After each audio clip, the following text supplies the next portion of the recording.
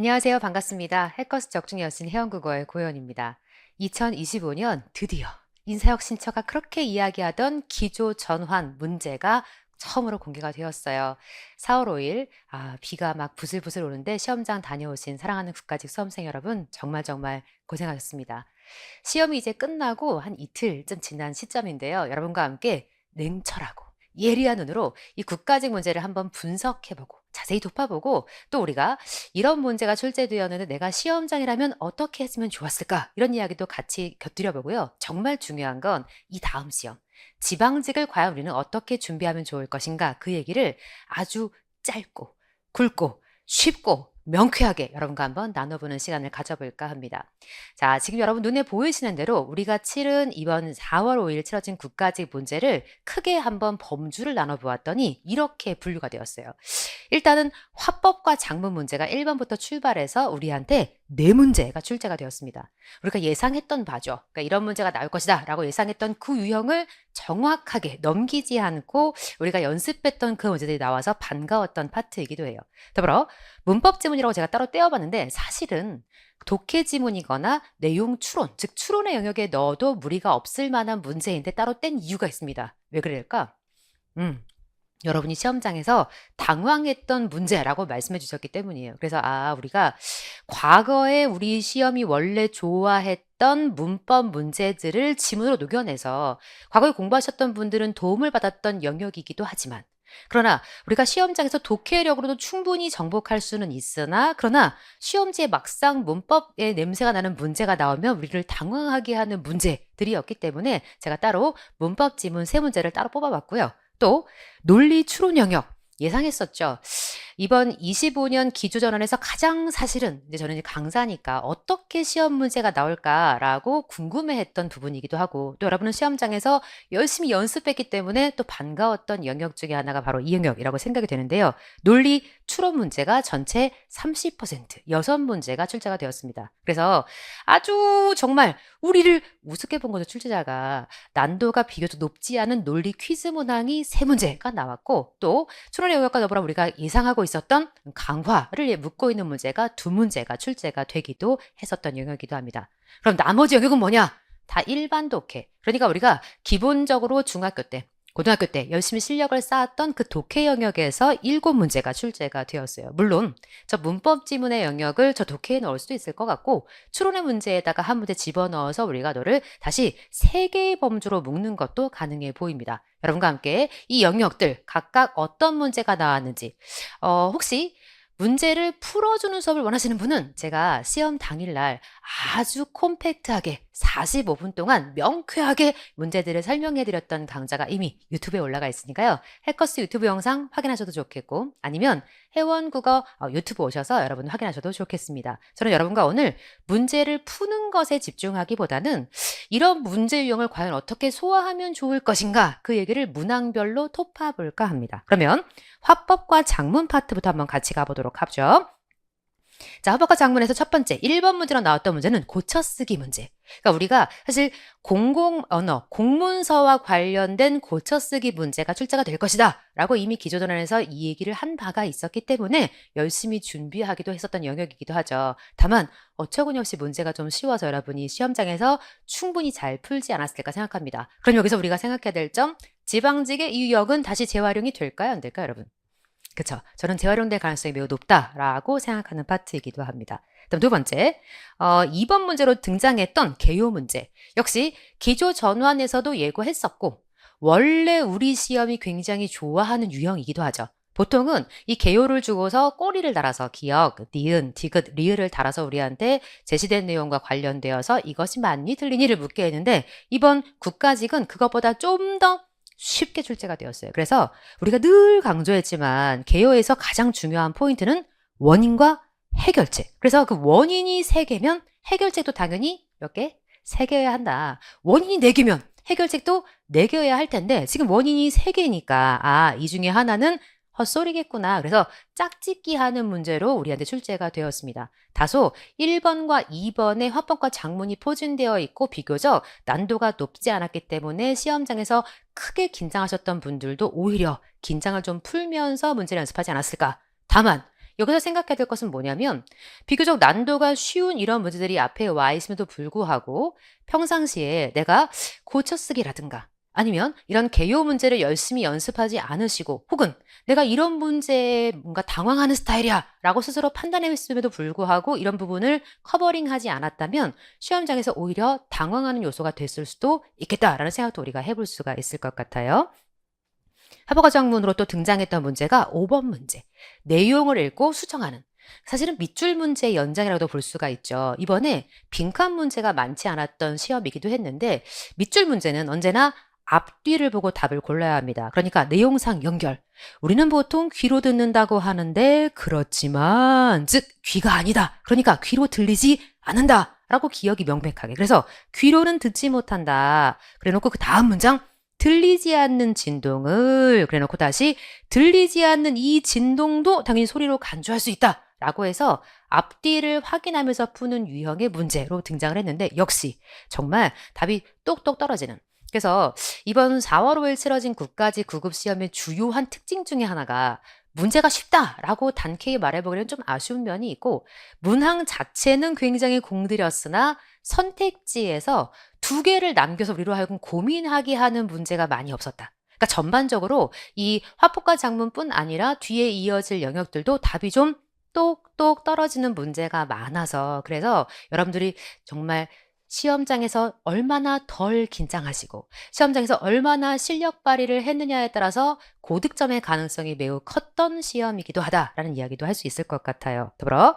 화법과 작문 마지막으로 이제 20번 문제. 그래서 대화, 화법을 주고서 우리한테 대화를 주고서 이 내용에 알맞은 내용이 뭐가 있겠니? 사실은 이 대화의 형식이긴 하지만 내용상 일치불일치에 가깝기도 한데 다만 우리가 이렇게 대화를 주면 시험장에서 내용을 정확하게 확인하고 풀어야 되기 때문에 다소 오답률이 높은 유형이기도 한데 이번에는 시험에 20번에 주어져서 뭔가 약간 출제자의 의도도 좀 우리가 볼 수가 있었죠. 왜냐?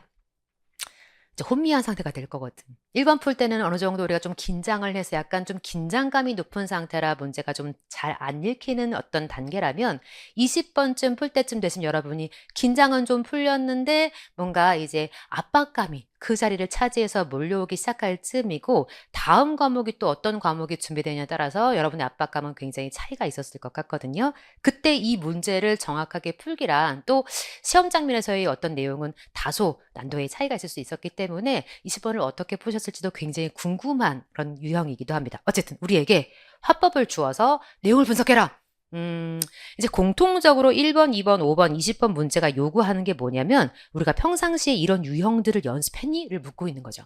여러분들에게 제가 오늘 이렇게 정리를 쭉 해드리면서 그때그때마다 처방책을 하나씩 드릴 텐데 여러분 스스로 잘 고민해 보시면 좋겠어요. 그러니까 내가 이런 화법관 작문 문제에서 어려움을 느꼈구나. 그럼 여러분이 하실 일은 뭐구나? 회원국어 하프 모의고사 비문학독해 오셔야 합니다.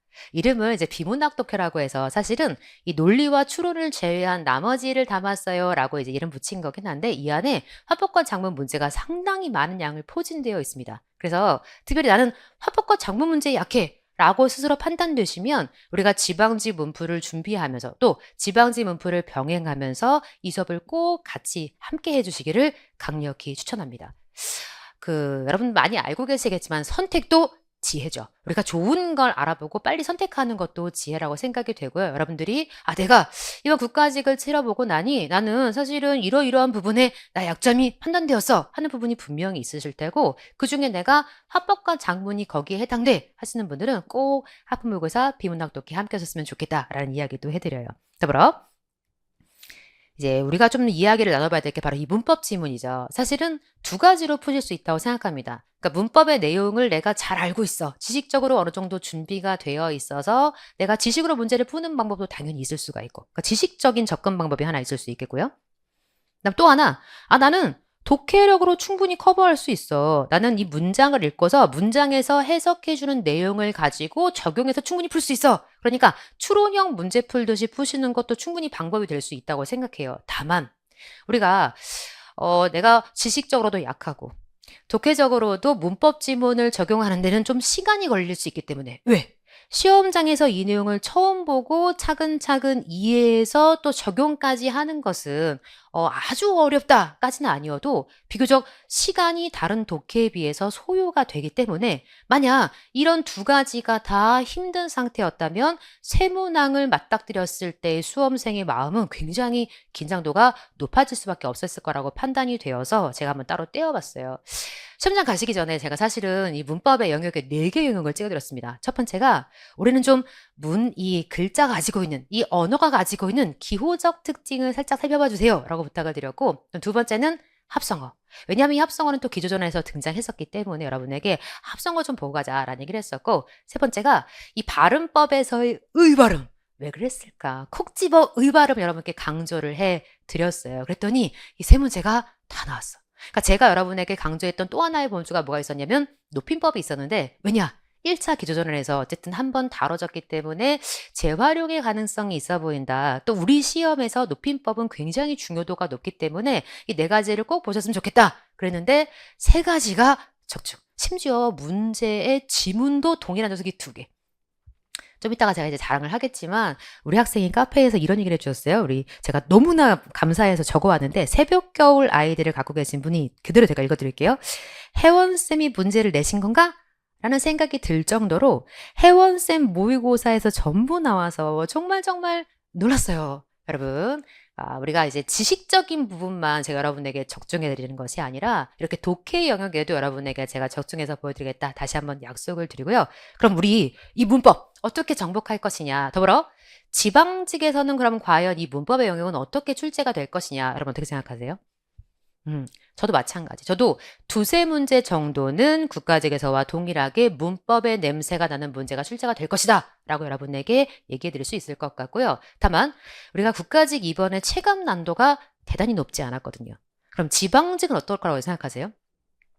저도 약간 더 어려워질 것 같아요. 왜냐하면 원래 제가 이제 강의하면서 느낀 바가 국가직보다 지방직 국어가 조금씩 어려웠다라고 저는 개인적으로 생각을 하고 있었거든요. 그런데 25년에 기조전환을 하면서 처음으로 어쨌든 국가직에서 여러분에게 문제를 선보였어. 그럼 이제 솔직히 말하면 여러분이 마루타 역할을 좀 하고 오신 거잖아요. 왜냐하면 인사혁 신처가 이런 정도 문제를 내면 수험생들이 이렇게 문제를 풀어서 이런 결과를 가져오더라 라는 이제 데이터를 처음 얻었기 때문에 여기에다가 약간의 변별도를 추가해서 문제를 내면 더 좋은 구성이 되겠다 라는 생각을 분명히 하실 거라고 저는 생각하거든요. 그래서 아마도 이 국가직의 시험의 난도보다 지방직 시험의 난도가 조금 더 올라갈 가능성이 매우 높다. 따라서 이번에 국가직 시험을 잘 치르고 오신 분들도 단단히 대비를 해주시면 좋겠고, 또 나 이번에 국가직에서 좀 실수했어 하시는 분들도 약점도 커버하고 어떤 영역이 좀 더 어려워질까를 같이 고민하고 같이 문제 풀면서 여러분이 잘 지방직에서는 해결하면 좋겠다라는 제안을 해봅니다. 저의 제안은 뭐냐면요. 3번 문제, 그래서 합성어 문제를 물었고 13번 문제는 언어의 기호적 특징. 사실은 속어에서 풀면 충분히 풀리는, 즉 내용상의 문제로도 어렵지 않았고 또 우리가 알고 있는 지식으로도 어렵지 않았지만 사실 시험장에선 당황할 수 있는 이런 문제. 14번 문제는 의 발음을 정리를 해주긴 해주었는데 사실 이게 문법 시간에 설명을 여러분께 드려도 사실은 제가 한 번만 설명하면 안 되고 이 설명에 대한 개략적인 설명하고 예시를 설명해 드리면서 추가로 설명해 드려도 여러분들이 사실은 한 번의 이야기는 그죠? 약간 어려움이 있을 수 있는 영역 아니겠어요? 그렇다 보니까 독해로 만났을 때 어려움은 조금 더 가중될 수 있고 이게 또 시험 장면에 이 심장이 폭발하는 중압감이라는 것이 더해졌다면 정말 시험장에서 어찌 보면 굉장히 고민을 많이 하셨을 수 있는 문제를 저는 사실 14번을 꼽고 싶습니다. 그러니까 난도 자체는 엄청 어려운 문제는 아니었으나 시험장에서 답을 쓸 때 고민이 많은 그런 문제가 아니었을까라는 생각을 해보거든요. 여러분에게 처방. 제가 문제풀이 마지막 단계에서 우리 학생들과 그런 얘기를 했었는데 독해 연습을 저와 함께 열심히 연습하시고 또 이게 논리와 추론의 영역들을 열심히 훈련하셨기 때문에 실제 시험장 가서 독해가 잘 안 돼서 문제를 풀기가 어려워요 하는 경우는 연습이 모자란 경우를 제약은 없을 것이다. 다만 실제로 시험장 가서 문제를 풀 때 오히려 당황할 수 있는 영역으로 제가 2가지를 꼽아드렸는데 첫 번째가 어휘. 그다음 2번째가 바로 이 문법 냄새가 나는 지문이었어요. 그래서 여러분에게 제가 뭐라고 부탁드렸냐면 공부를 어느 정도 해서 이제 모의고사를 풀었더니 고득점이 잘 나오고 있어. 물론 점수가 업앤다운이 있지만 어느 정도 고득점을 계속해서 내가 치고 있는 상태라면 마지막 단계로 제 강좌 적중여신의 압도적 문법을 좀 들어주시면 좋겠다라고 추천을 드렸거든요. 마찬가지. 이번 지방직을 준비하면서도 강좌가 10강이 조금 넘습니다. 그래서 여러분이 맘만 먹으면 하루에도 쫙 정리를 할 수가 있어. 한 번 듣는 것과 한 번도 안 듣고 지문을 보는 것은 매우 큰 차이가 나는 파트가 바로 이 문법이기 때문에 우리가 지방직도 충분히 두세 문제 정도가 나오고 한 문제 정도는 고난도가 이 문법에서 출제될 가능성이 매우 높다. 따라서 특히 이번 시험에서 문법에서 난 쥐가 나서 문제가 뭐냐면 이제 문법 문제를 못 풀고 난 그 다음 문제도 여러분이 말리는 경우가 있기 때문에 그렇기 때문에 더더더 이 문법에서 어려움을 느끼시는 분들은 꼭 한 번씩 이 강좌를 완강해 주시면 좋겠다라는 부탁도 드리고 싶습니다. 정말 기대했던 영역이에요. 논리와 추론. 그렇죠? 우리가 어떤 문제가 나올까? 어떤 문제가 나오든 내가 다 풀어주겠어. 여러분과 함께 열심히 연습했던 영역이 바로 이 논리와 추론 영역이기도 한데 꽤 많은 문제, 6문제가 출제가 됐어요. 사실은 6번 같은 평이한 순서 문제. 얼마나 연습했어. 순서 추론은 포인트가 그렇지. 선택지가 우리한테 힌트를 줄 거고 너무 땡큐했죠. 그러면서 뭐라고 하냐면 롤러블 TV 이거 어떻게 접거나 말 수 있을까? 질문을 던지고 시작할 가능성이 매우 높잖아. 그러면 너에 대한 답을 해줘야겠죠? 즉 어떻게 접거나 말 수 있니? 그 원리, 그 답을 알려면 이렇게 차이를 알아야 해. 그러니까 LCD, OLED의 순서인데 두 개는 다르다가 나올 거잖아. 그러니까 가에서 LCD를 설명하고 있는데 다른 OLED 설명해줘야 되니까 그 다음 넘어와서 마지막 OLED는 이래서 이렇게 하게 된 것이야 라고 상수를 해주는 너로 가야 한다가 너무나 명백했던 그래서 틀리면 너무 억울한 문제 연습이 많이 필요한 문제 유형이기도 하죠. 더불어 15번 와 우리를 무시한 거죠 여러분. 우리가 얼마나 열심히 논리 퀴즈를 연습했어. 그런데 굉장히 비교적 낮은 단계 1단계의 문제를 우리한테 물었어요. 둘 중에 하나 5월을 준 거죠. 셋째 주 목요일이거나 넷째 주 목요일인데 근데 뭐라고 하냐면 셋째 주 목요일에 개최하면 이렇게 해야 합니다. 그러면 이번 주 안에 꼭 해야겠네요. 즉 셋째 주밖에 안 된다라는 얘기니까 여기는 셋째 주여야 합니다. 넷째 주일 수 없습니다. 즉 넷째 주일 수 없습니다. 막 이런 얘기를 우리한테 준 거구나라고 충분히 여러분이 사실 추론의 영역까지 생각하지 않아도 5월의 내용을 여러분이 정확하게 간파하지 못했어도 푸실 수 있지 않았을까라는 생각이 들어요. 16번 문제 정도가 약간 추론 냄새를 좀 풍기는구나. 논리 퀴즈 냄새를 좀 풍기는구나 하는 문제였죠. 둘 중에 하나, P or Q를 주었어. 그런데 P의 상황이 되면 이 두 가지, 편리 and 직장을 잃는다.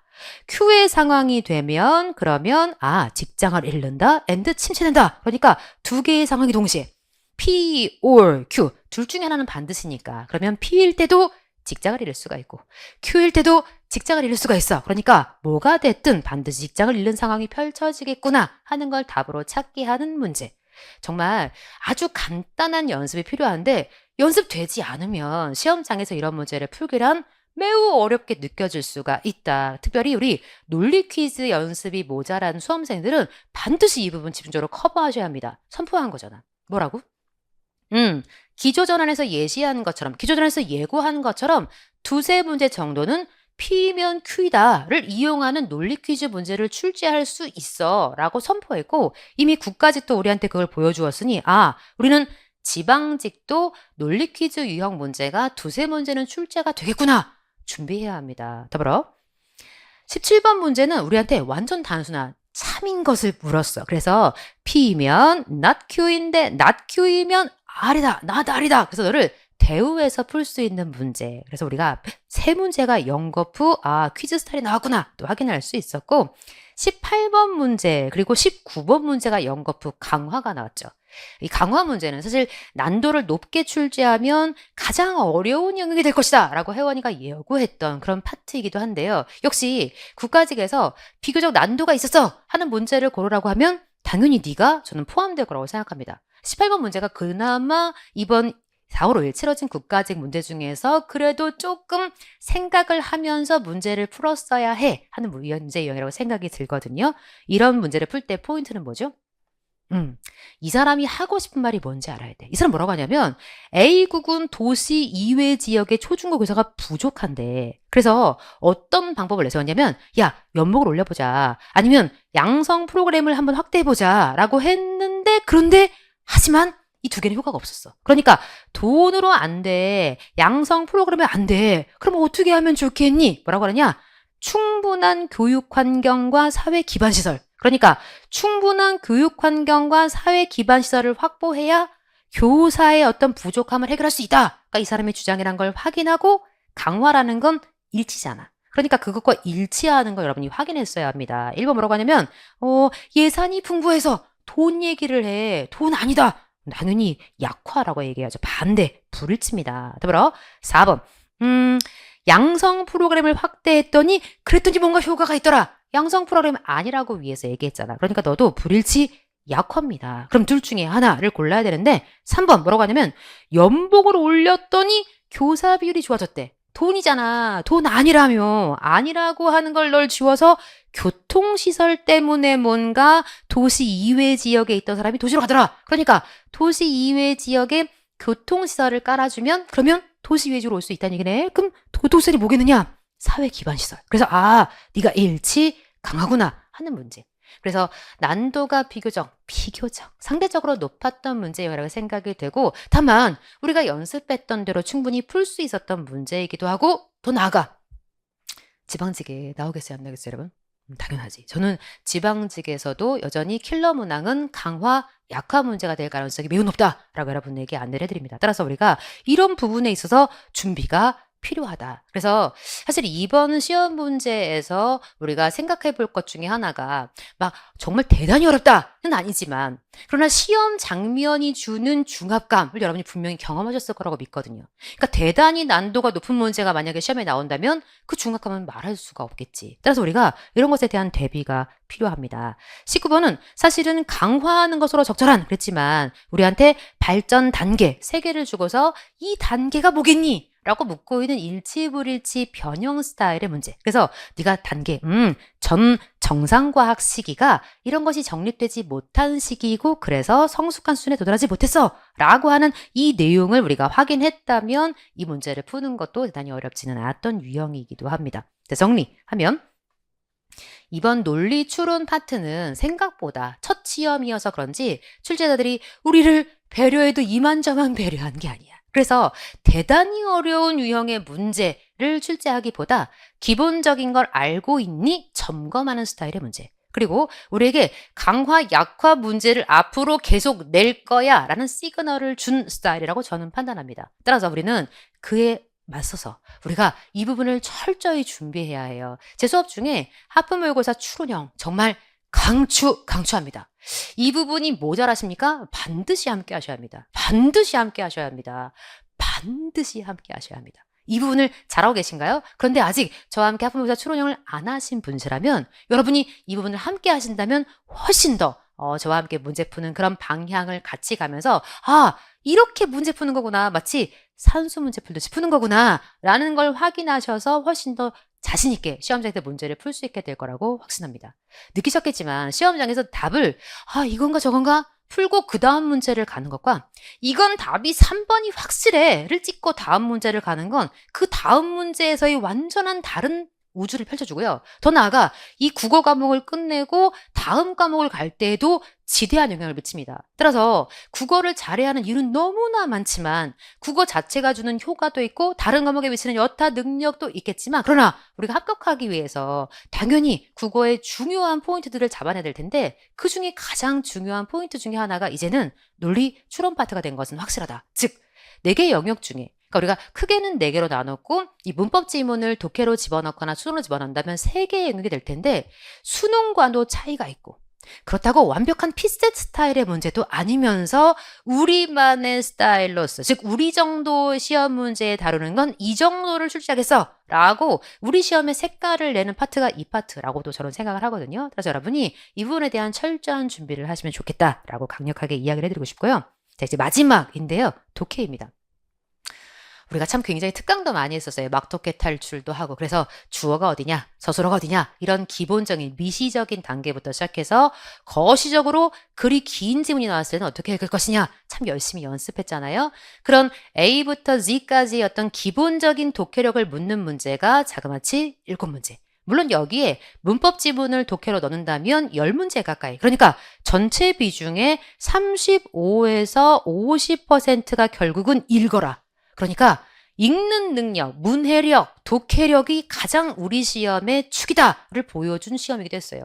당연히 지방직, 그리고 더 나아가서 앞으로 치러질 시험도 이 독해력이 근간이 되지 않는다면 국어에서 고득점은 굉장히 요원한 일이 될 수밖에 없겠죠. 더 나아가 최근 이제 합격점들이 계속 올라오고 있는데 국어의 고득점이 거의 필수가 되어야 하는 상황이 펼쳐지기가 매우 쉬워 보인다. 따라서 여러분은 기본적인 독해력을 갈고 닦는 것에 정말 힘을 기울여야 합니다. 우리가 그냥 읽으면 되지 뭐, 한국말인데 읽고 풀면 되지. 시험장 가서는 그게 제대로 발휘되지 않을 가능성이 높다는 거죠. 내가 평상시에 편안한 마음으로 읽을 때야 뭐 한글이니까 차분하게 읽으면 충분히 읽어낼 수 있고, 이번 4월 5일 치러진 국가직 시험도 사실 시간적 여유를 두고 여러분이 그렇구나 1시간 정도의 여유만 가져도 사실 굉장히 무난하게 풀 수가 있는데, 문제는 우리에게는 사실 실제로 우리에게 던져준 시간은 25분이라고는 하지만 25분을 다 활용해서 20문제를 푸는 것도 쉽지 않을 수 있고, 또 이 앞뒤에 다른 과목이 포진된 상태에서 국어 문제를 제한된 시간을 다 쓰고 정확하게 풀어내는 것은 굉장히 어렵다는 경험을 우리가 하고 왔잖아요. 그러니까 가장 중요한 건 뭐냐면 근본적인 능력, 가장 베이스한 독해력을 키우는 것이 매우 중요하다. 4번 문제는 우리한테 살짝 냄새가 좀 났죠, 여러분. 문학 문제가 이번 시험에서 딱히 문학의 어떤 시를 다룬다거나, 그죠? 기존에도 우리 이육사의 시를 소개했잖아요. 혹은 뭐 아니면 어떤 작품, 광장과 같은 소설을 소개하면서 문제를 풀게 하는 그런 문학 냄새는 없었어요. 다만 또 이렇게 고쳐쓰기 영역에서 수사법을 주고서 뭔가 문학을 적용하게 하는 문제도 이번엔 없었어요. 다만 이 문학의 냄새를 아주 빼기는 어려워서 독자층, 문학을 읽는 3가지 독자층을 소개하면서 우리한테 이런 독자층이 있는데 문학은 이렇게 종류가 있었냐 없었냐 뭐 이런 식의 문제를 준 문제가 바로 이 4번 문제였죠. 그래서 출제자가 굉장히 생각을 많이 했구나. 어떻게든 문학의 냄새를 아주 뺄 수는 없는데 어디에 넣어볼까 하다가 독해 문제 한 문제를 넣어준 것이 아닌가. 그래서 저는 개인적으로 지방직 문제에서는 문학 냄새를 조금 더 풍기는 지문이 등장할 수 있겠구나. 혹은 우리한테 서리법과 대조법이 표현이 들어가 있는 어떤 문항을 골라봐 라는 어떤 선택 문항으로도 충분히 줄 수가 있지 않겠나. 그래서 여러분에게 수사법에 대비하기, 또 이 문학 냄새가 나는 지문들을 좀 더 읽어두기를 또 권해보고 싶어요. 뒤에 이어 나오는 이제 독해 문제들은 복합 지문이 있어요. 그래서 우리한테 7번과 8번, 9번과 10번, 11번과 12번이 묶여서 등장을. 무슨 얘기냐? 출제자가 굉장히 우리를 고려했죠. 이게 문제가 수능 문제긴 하지만 독해가 100% 되면서 시간을 25분으로 늘렸긴 하지만 수험생들이 그 안에 풀어내는 건 어려울 수 있으니 복합 지문을 주어서 시간을 좀 절약하게 해줘야겠구나 라는 어떤 의도도 좀 보였던 것 같아요. 따라서 우리는 앞으로도 복합 지문이 3세트 정도는 등장할 수 있겠구나 라고 충분히 추론할 수 있고, 지방직 역시 이런 스타일이 많이 나올 것이다 라고 예상을 해볼 수가 있습니다. 7번 문제는 중심 내용. 얼마나 많이 했어. 중심 내용은 뭐 보면 돼? 그치? 마지막 단락의 답이지. 왜? 그런데 라고 마지막 단락의 화제를 전환했잖아. 그러니까 체온 조절을 위해 열을 획득하는 방식과 체온의 안정성을 유지하는 건 별개다. 별개다? 따로따로다. 그게 무슨 얘기냐? 몰랐다면 마지막 문장. 즉 체온 조절을 위해서 내온동물, 외온동물 아마 이렇게 나눴나 보지. 이것과 체온의 안정성을 유지하는, 즉 항온동물과 변온동물 아마 위에서 이게 나눠섰나 보지. 이것을 구분하는 방식 사이에는 어떠한 상관관계가 없다.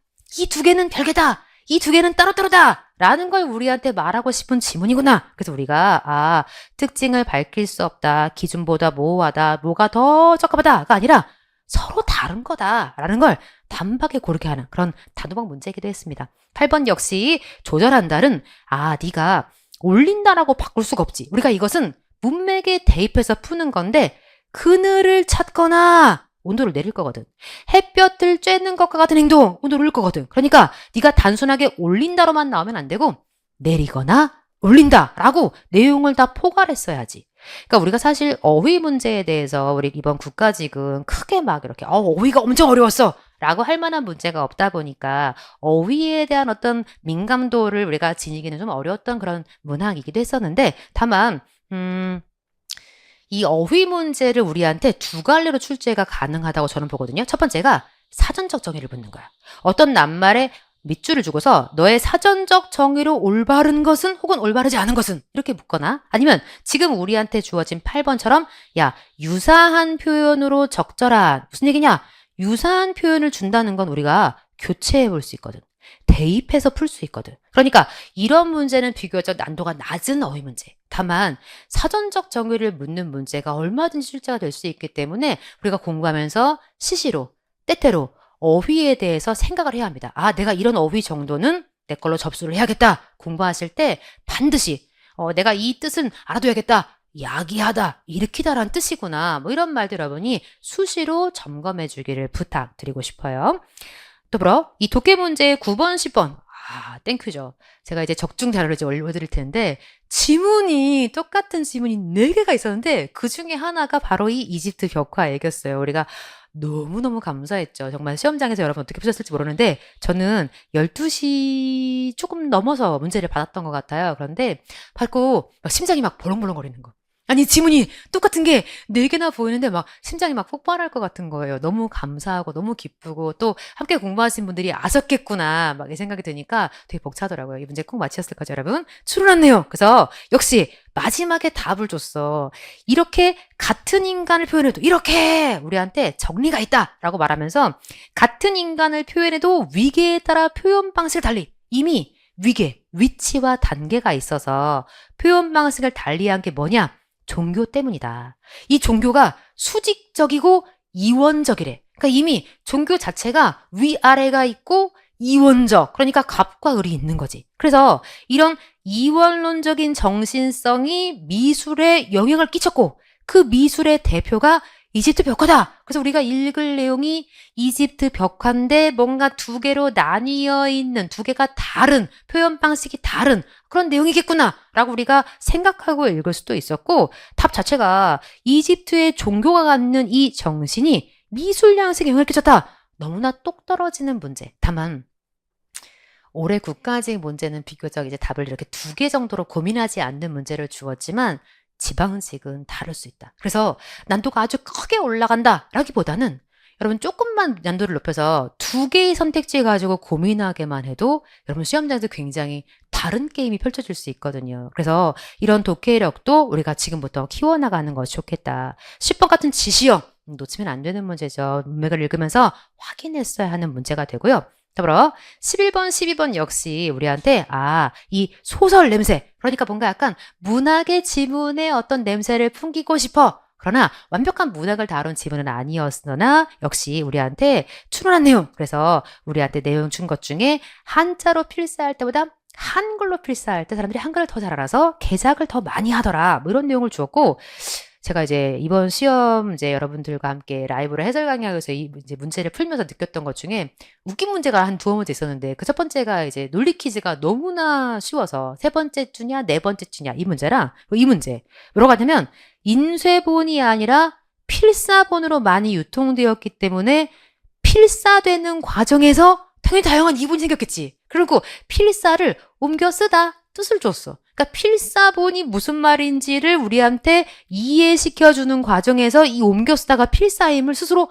인정한 셈이 되는 문제. 그래서 여러분들이 너무 꼬아서만 생각하지 않고 설마 여기 필사를 넣을까라고 혹시 생각한 분이 계셨다면 정말 이제 또 문제가 됐겠지만 너무나 쉽게 풀 수 있는 문제를 주어서 12번 답도 쉽게 고르는 정리하면 7문제 정도가 이제 독해, 기본적인 여러분의 독해 실력을 묻는 문제라 네가 평상시에 막독해 하고 있니? 막독해 탈출했니? 어느 정도 문장을 읽는 능력을 갖추고 있니?를 묻는 문제가 7문제가 나왔는데 저는 지방직도 이런 정도의 비중으로 출제가 될 거라고 생각해요. 그래서 다만 여기서 제가 계속 누누이 문제 문항마다 점검해 드렸지만 답이 똑똑 떨어지는 이번 국가직 스타일과 달리 두 개의 선택지를 남겨서 고민을 하게 한다면 지방직은 완전 국어에서 우리가 어려움을 겪을 수도 있다. 뭐 해야 되냐? 준비해야죠, 여러분. 그래서 여러분에게 꼭 준비해 주시기를 부탁드리면서 내가 이번 시험장에서 가보니 나는 시간에 너무너무 압박감을 느꼈어. 나는 25분이 아니라 사실은 30분을 주고서 풀었는데도 그 30분이 모자랐어. 왜 그래?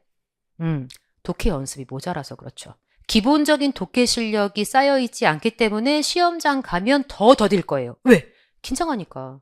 호흡도 잘 안 되고 막 이 귀에서 막 심장이 볼렁볼렁 막 이렇게 벌컹벌컹 막 이러는데 우리가 그 장면에서 차분하게 독해를 한다는 것은 평상시에 내가 가지고 있는 실력보다 조금 더 내가 긴장된 상태에서의 연습이 있는지 없는지가 반드시 확인되는 장면이기 때문에 따라서 여러분이 지금부터 만약 이 부분이 모자랐다라고 판단하시는 분은 저와 함께 적중여신의 그치. 비문학 독해, 구조적 비문학 독해 함께 하시면 좋겠다라고 여러분에게 강추해드립니다. 역시 강좌수가 20강 남짓 되는데 그 수업 안에 여러분과 문제를 함께 푸는 시간이 포함되어 있기 때문에 각 강좌별 러닝타임이 매우 짧습니다.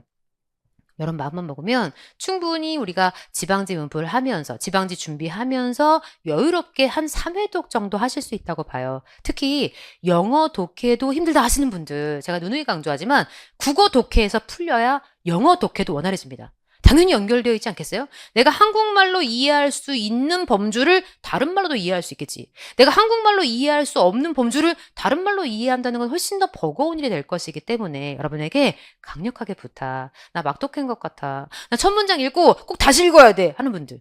계시죠? 나는 이렇게 문제 읽다가 선택지를 보고 밑줄을 해놨는데 아까 뭐였지? 또 가서 다시 확인해 하는 버릇이 있는 분들. 그러니까 습관적으로 글 전체에 대한 흐름이 파악이 안 되고 그냥 무작정 마구 밑줄하면서 읽는 분들에게는 반드시 이 수업을 꼭 함께 하시면 좋겠다라고 강력 추천하고 싶습니다. 사실 제가 여러분들에게 이제 시험장 가시기 전에도 강조해드렸지만 이 모든 내용을 넣어놓은 수업이 있어요. 그쵸? 회원국어 신유형 독해마스터 이 수업 안에는 사실 이 모든 내용이 다 담겨 있습니다. 다만 여러분이 내가 이번 국가지 시험을 치르면서 내가 약점이 이런 부분이 파악되었어 라고 하시는 분들 우리 화법과 작문은 하부모의고사 비문학. 더불어 나는 문법 지문만 오면 알레르기 하시는 분들은 그쵸? 적중여신의 압도적 문법 함께 하시면 좋겠고 나는 논리 추론이 좀 문제야 하시는 분들은 그 부분을 짚어서 그 부분을 집중적으로 학부모의고사 추론력으로 함께 하시면 좋겠다. 더불어 나는 기본적인 독해 실력을 좀 키워야 할 것 같아.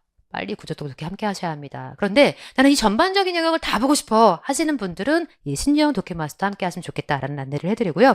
자, 이제 여러분에게 비장에 숨겨둔 마지막 무기를 소개할까 합니다. 합격을 위한 필살기! 그치? 열쇠입니다, 여러분. 합격의 열쇠 꼭 함께 하시면 좋겠어요. 지방직 대비 회원국어 더 플러스 모의고사 더 풀무 여러분에게 강력하게 추천합니다. 사실 뭐 우리가 문제를 연습하는 것은 별다른 것이 아니라 좋은 문제, 시험에 나올 법한 문제를 엄선해서 그 문제를 어떻게 풀면 좋을까에 대한 how to를 정확하게 익히면 되는 거거든요. 제가 요즘 읽는 책 중에 아주 멋진 문장에서 제가 가져왔는데요. 이 알고리즘의 최고봉은 뭐냐면 최소한의 시간에 가장 설득력 있는 답을 주면 된대. 우리가 해야 할 일이 그거거든. 최소한의 시간을 투자해서 가장 정확한 답을 고르는 우리가 그 연습을 할 거거든요. 그래서 여러분에게 더욱더 강추합니다. 엄선된 문제, 국가직에서 보여드렸던 것처럼 시험장에서 여러분이 만날 그 문제를 제가 보여드릴게요. 여러분 저와 함께 하시면 좋겠고 더 나아가 두 번째 중요한 게 뭐냐면 how to. 어떻게 이 문제를 풀면 좋을 것인가 가장 빠르고 정확하게 푸는 방법을 제가 여러분에게 알려드리겠다라고 약속합니다. 여러분 저와 함께 하시면 좋겠고 여러분 느끼셨겠지만 여러분 전공 과목에 시간을 굉장히 많이 투자해야겠다는 생각을 하셨다고 제가 알고 있고 듣고 있고 상담하고 있습니다. 국어에서는 여러분 접근 방식이 내가 모자란 곳을 적극적으로 커버링 하시고 전반적인 영역에 대한 감을 잃지 않은 연습을 저와 함께 더풀무로 이어가 주시면 좋겠고 그래서 국어에 투자하는 시간은 최소 다만 국어를 완벽하게 만드셔야 되기 때문에 나옴직한 그 문제를 저와 함께 연습해 주시고 그리고 남은 시간들은 여러분이 내가 모자란 그 전공 과목 행정학도 있을 수 있고 세법도 있을 수 있고 여러 가지 여러분이 이번에 모자라다라고 판단된 그 과목에 투자하는 시간으로 삼으시면 참 좋겠다라고 생각을 해봅니다. 짧고 굵게 여러분과 함께 이번에 치러진 4월 5일 국가제 시험을 함께 해봤는데요. 여러분들이 공부하시면서 중간중간 계속 반복적으로 확인하시면 좋겠어요. 왜? 이게 하나밖에 없어요, 여러분. 기출문제는 국어에 이 시험 하나밖에 없습니다. 원래 모든 시험의 가장 중요한 시험의 꽃은 기출이잖아요. 근데 우리에게 주어진 기출이 이번 이 4월 5일 시험이기 때문에 여러분이 끊임없이 내가 이 유형을 확인해야 되지. 이 유형을 확인해야 되지. 국가직에 나왔던 유형들은 당연하게 여러분이 확인해 줘야 되고 거기에 플러스 알파. 이번 시험에는 어휘 파트는 약했지만 내가 어휘에 대한 추가적인 공부를 계속 이어가야지. 더불어 이번 시험에는 추론 영역에서 강화 문제가 비교적 난도가 높진 않았지만 내가 강화 문제의 약점이 있으니 이 부분을 더욱 커버링해 가야지. 비록 이번 시험에서 내가 문법 지문의 문제를 마치긴 했지만 시간이 너무 오래 걸렸다면 혹은 내가 틀리기를 했다면 그러면 여러분이 그 부분에 대한 반드시 나만의 극복하는 시간이 꼭 있어야 한다라는 이야기를 또 한 번 잔소리를 해봅니다. 가장 중요한 건 여러분의 건강. 그 다음 첫 번째도 복습, 두 번째도 복습, 세 번째도 복습만이 살길. 그래서 여러분과 함께 이 내용 함께 복습하면서 또 함께 100점으로 나아갔으면 좋겠습니다. 여러분 모두의 합격을 응원합니다. 저는 또 다음번에 여러분과 함께 할게요. 감사합니다.